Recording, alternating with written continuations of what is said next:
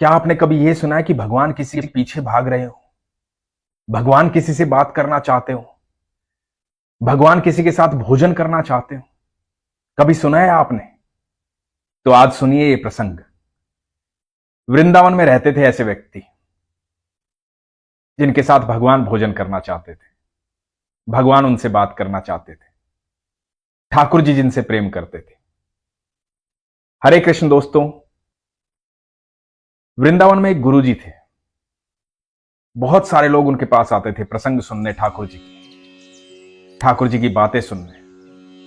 उनके बहुत सारे शिष्य थे। वो भी अपने गुरु जी से शिक्षा लेते थे, ठाकुर जी के प्रसंग सुनते थे। उन्हीं शिष्यों में एक शिष्य था जिसको मजाक में लोग भोंदू बोलते थे। भोंदू इसलिए बोलते थे, बड़ा सरल था, सहज था, इतनी बुद्धि नहीं लगाता था चीजों में, जो मन में आता था बोल देता था। वो आश्रम की गैया चराता था, तो वो भी प्रसंग सुन रहा था। तो एक प्रसंग में गुरुजी बता रहे थे कि भांडिर वन में ठाकुर जी आते हैं अपनी गैया चराने के लिए। पीले वस्त्र पहन के, मोर मुकुटधारी, हाथ में बंसी। अद्भुत लगते हैं ठाकुर जी जब आते हैं, गैया चराते हैं। ठाकुर जी जैसा निराला कोई भी नहीं। उनका रूप देख करके आदमी पागल हो जाए। अद्भुत है ठाकुर जी। घुंघराले बाल हैं उनके, चेहरे पर इतना तेज है मानो सैकड़ों सूर्य चमक रहे हैं।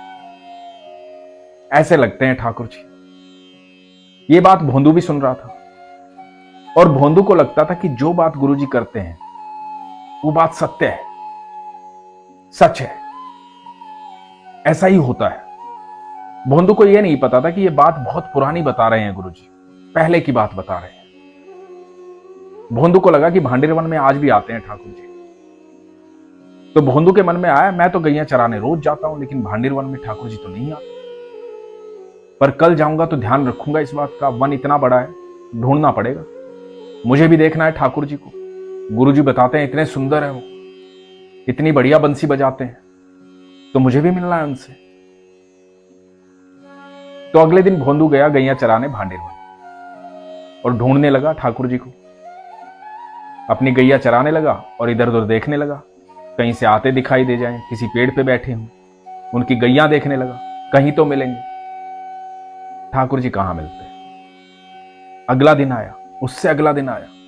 भोंदू को कई दिन हो गए ठाकुर जी को ढूंढते ढूंढते, भांडिर वन में भटकते भटकते। ठाकुर जी कहीं नहीं मिले, लेकिन गुरु जी की बात पर इतना अटूट विश्वास, मन में यही कि मिलेंगे जरूर।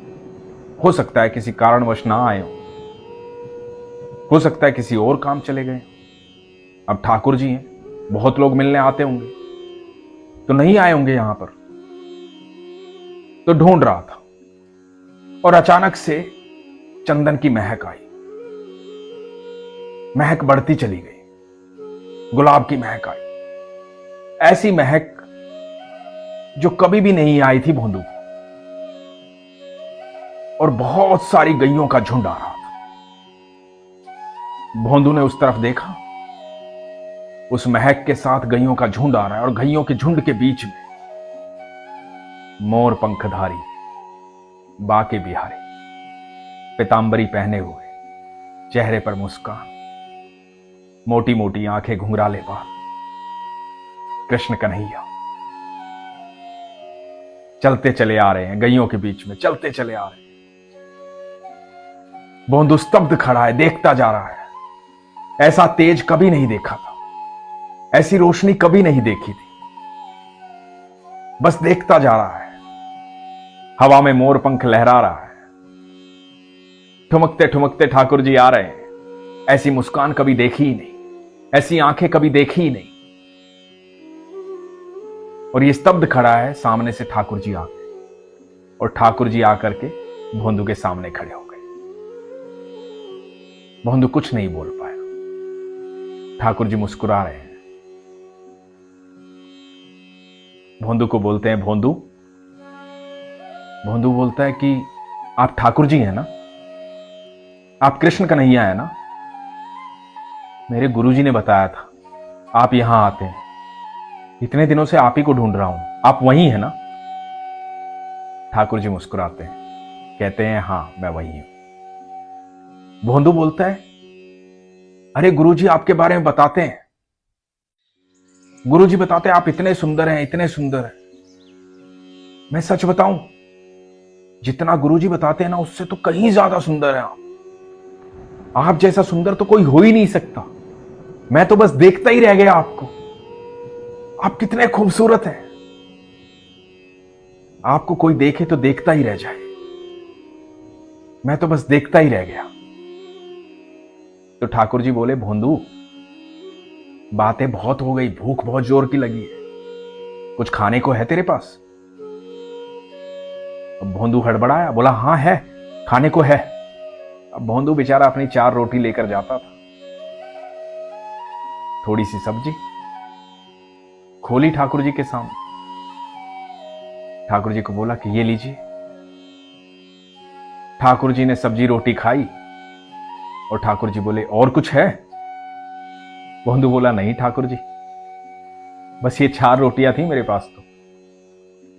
तो बोले कि कल फिर आएगा तो मेरे लिए अच्छे से भोजन लेकर आना, भूख बहुत लगती है मुझे, तो खाना लेकर आना। भोंदू बड़ा प्रसन्न हुआ, खुश हुआ। मन में बस यही सोच रहा था, मेरे गुरुजी की बात सच्ची थी। मैं ही मन में ऐसे ख्याल ला रहा था कि हो सकता है अब ना आते हो सकता है कहीं चले गए हो, पर ठाकुर जी तो आते हैं। अब भोंदू आश्रम चला गया। भोंदू ने यह बात किसी को नहीं बताई। भोंदू अगले दिन सुबह जब आ रहा था तो रसोइये से बोला कि थोड़ा भोजन ज्यादा बांध देना। रसोइये को लगा कि भूख लग जाती होगी, सारा दिन धूप में गैया चराता है, भोजन ज्यादा बांध दिया। पहुंचा, ठाकुर जी आए, ठाकुर जी के पास बैठा, खाना खाया, बहुत सारी बातें की, बताया कि मैं गैया चराता हूं, आश्रम में रहता हूं, मेरे गुरुजी ऐसे हैं। अब ठाकुर जी भी अपनी बातें बता रहे थे, मित्रता बढ़ती जा रही थी। ठाकुर जी बोले, कल खाने में कुछ और लेकर आना। अगले दिन भोंदू फिर गया। ऐसा करते करते कई दिन बीत गए। भोंदू खाना लेकर जाता, ठाकुर जी रोज खाना खाते। एक दिन रसोइये ने गुरुजी से शिकायत कर दी, कहा कि पता नहीं ये भोंदू को क्या हो गया, कई दिन से ज्यादा खाना लेकर जाता है, समझ में नहीं आ रही, ये कहीं खाना बांटता तो नहीं है, कहीं इतना खाना तो नहीं खाता था ये। तो गुरुजी ने भोंदू से पूछा, भोंदू आजकल तू बहुत खाना लेकर जाता है, क्या बात हुई? सब ठीक ठाक तो है या किसी और को देता है? भोंदू ने कहा, नहीं गुरुजी, वह आपने बताया था ना भांडीरवन में ठाकुर जी आते हैं, तो ठाकुर जी आते हैं मुझसे रोज मिलने, उनको खाना बहुत अच्छा लगता है यहां का, तो उनके लिए लेकर जाता हूं। तो गुरुजी ने कहा, क्या ठाकुर जी आते हैं? कौन ठाकुर जी? अरे गुरुजी आपने बताया था ना कन्हैया आते हैं, कृष्ण कन्हैया, मोर पंखधारी। गुरुजी बोले, कैसी बात कर रहा है, कौन आता है वहां? अरे गुरुजी मैं वही बता रहा हूं जो आप कह रहे थे, ठाकुर जी आते हैं, रोज मेरे साथ खाना खाते हैं। तो गुरुजी को लगा कि कोई बच्चा आता होगा ठाकुर जी जैसे कपड़े पहन के, मोर पंख लगा करके। अब भोंदू तो भोंदू, ऐसे लगा होगा ठाकुर जी आता है। तो बोले कि ठीक है, तेरे ठाकुर को कल लेकर आ आश्रम। तो भोंदू बोला कि ठीक है गुरुजी, मैं ही लेकर आऊं? बोले अरे हां, तू ही लेकर आ, तू ही मिलता है ना। तो भोंदू तो इस बात से खुश था कि उसके गुरुजी ने उसे आदेश दिया कि तू ठाकुर जी को लेकर आ, क्योंकि भोंदू को लगता था ठाकुर जी तो सबसे मिलते होंगे, तो शायद किसी और शिष्य को भेजेंगे, पर मुझे आज्ञा दी है तो मैं जरूर जाऊंगा। अब भोंदू पहुंचा अगले दिन भोजन लेकर के ठाकुर जी के पास। और जब ठाकुर जी भोजन करने लगे तो ठाकुर जी को बोला, ठाकुर जी सुनो, मेरे जो गुरुजी हैं ना, उन्होंने आपको बुलाया है, एक बार उनसे मिलने चलो, मैंने वादा किया है उनसे कि आपको लेकर आऊंगा। ठाकुर जी बोले, सुनो भैया, मैं तुम्हारा दोस्त हूं, तुम्हारा मित्र हूं, किसी और के लिए नहीं जाऊंगा, और तुम्हारे गुरुजी से मेरा क्या वास्ता? मेरा वास्ता तुमसे है। तुम मेरे साथ बैठो, बातें करो, खाना खाओ, जो तुम्हारा मन करता है करो, जब तुम बुलाओगे मैं आ जाऊंगा, लेकिन किसी और के लिए नहीं जाऊंगा। भोंदू बोला, नहीं नहीं, ये गलत बात है, ऐसे क्यों नहीं जाओगे? और गुरुजी से वास्ता क्यों नहीं है? गुरुजी की वजह से मैं आपको जानता हूं। अरे गुरुजी ने शिक्षा दी थी, गुरुजी ने आपके बारे में बताया था, तभी तो आपको ढूंढ रहा था यहां। तो ठाकुर जी बोले, कोई बात नहीं, अब तो तुम मिल गया ना, मैं कहीं नहीं जाऊंगा। तुझे मुझसे मिलना है तो मुझसे मिल, मेरे साथ खाना खा। अब भोंदू को बड़ा बुरा लगा कि मेरे गुरुजी के बारे में ऐसा बोला। भोंदू ने ठाकुर जी के सामने से भोजन उठा लिया। भोंदू बोला, देखो खाना खाना है ना तो मेरी बात माननी पड़ेगी।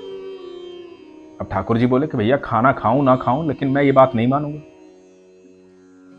मैं तो तेरे साथ ही बैठ सकता हूं और किसी के पास नहीं जाऊंगा। भोंदू बोला कि ठीक है, कोई बात नहीं, ना मैं आज के बाद खाना लाऊंगा ना मैं आपसे मिलूंगा, और मुझे आपसे मिलना भी नहीं है। आज के बाद आना भी मत मेरे पास, मैं जा रहा हूं। अरे आप समझ ही नहीं रहे, जिन गुरुजी की वजह से मैं आपको जानता हूं, आप उनसे मिलने के लिए मना कर रहे हो। आप कह रहे हो कि उनसे वास्ता क्या है, ये बहुत गलत बात है। आप मेरे गुरुजी से नहीं मिलोगे। अरे गुरुजी ने सब कुछ सिखाया है, गुरुजी ने आपके बारे में बताया है, तो आप समझ ही नहीं रहे हो।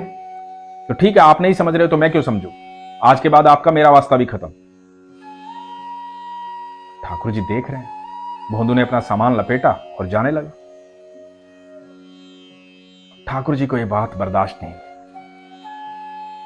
इतने सरल और इतने सीधे भक्त से ठाकुर जी क्यों नहीं मिलना चाहेंगे। हमें तो अंदाजा भी नहीं है कि ठाकुर जी हमसे कितना प्यार करते हैं।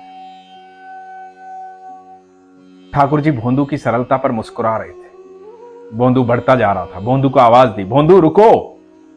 हम भोंदू रुकने को तैयार नहीं। ठाकुर जी पीछे पीछे, भोंदू आगे आगे। ठाकुर जी जितना तेज आवाज दें, भोंदू उतना तेज आगे बढ़े। तो ठाकुर जी ने भाग करके भोंदू को पकड़ लिया और भोंदू की पीठ पर बैठ गए। बोला, अरे नाराज क्यों होते हो, चलो जहां चलना है। अब भोंदू की पीठ पर बैठ करके ठाकुर जी भोंदू के साथ चल पड़े गुरुजी के आश्रम की तरफ। इधर गुरुजी बैठे हुए हैं और गुरुजी देख रहे हैं कि बहुत सारी गैया आ रही हैं, बहुत सारी गैया आ रही है। इतनी गैया कभी वृंदावन में देखी ही नहीं थी। छोटी छोटी बछियां आ रही हैं, वही चंदन और गुलाब की महक आ रही है, और उनके बीच में आ रहे हैं भोंदू की पीठ पर बैठे हुए ठाकुर जी। ये दृश्य देख करके गुरुजी ऐसे के ऐसे ही रह गए। अपनी आंखों पर विश्वास नहीं हुआ। आंखें मलने लगे कि ये क्या देख रहा हूं मैं, ये कैसे हो सकता है, ये संभव है ही नहीं। वही तेज, वही प्रकाश जो आज तक सिर्फ किताबों में पढ़ा था, ग्रंथों में पढ़ा था, साहित्यों में पढ़ा था, गुरुओं से सुना था, कभी देखा नहीं था, आज सामने दिख रहा था। भोंदू की पीठ पर बैठे हुए बाके बिहारी, कृष्ण कन्हैया, मोर मुकुटधारी। और गुरुजी देख रहे हैं, और देखते देखते गुरुजी निढाल हो जाते हैं, मूर्छित हो जाते हैं। ठाकुर जी को लेकर के भोंदू पहुंचता है गुरुजी के पास और आवाज देता है, गुरुजी उठो, ठाकुर जी आ गए हैं। गुरुजी को उठाता है। सामने ठाकुर जी को गुरुजी देख रहे हैं, भोंदू को देख रहे हैं। आंखों पर विश्वास नहीं हो।